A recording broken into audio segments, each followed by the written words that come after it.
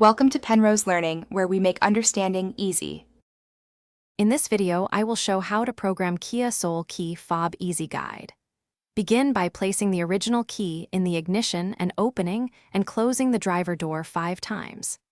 Insert and remove the new key as directed by the step sequence, then cycle the ignition while watching the door locks respond to confirm programming is active and ready to accept the new fob. Start by sitting in the driver's seat with the doors closed and the key fob ready. Turn the ignition to ACC and back to off in the exact count required, then press the lock and unlock buttons on the new fob for several seconds. When the door locks cycle, the vehicle has entered programming mode.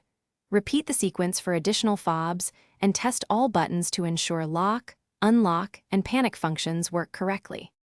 If you are finding this video helpful, please subscribe and like to support future guides. Quick recommendation.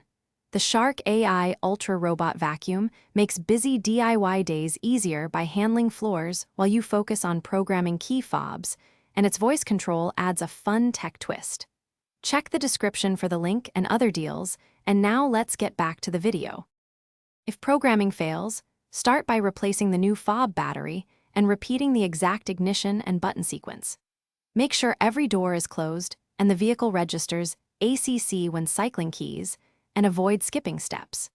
If the locks do not cycle or errors appear on the dash after 3 attempts, consider contacting a professional or dealer for deeper diagnostics to avoid triggering immobilizer or anti-theft locks that may complicate further attempts. Thanks for watching. If this was helpful, leave a like and consider subscribing. See you next time.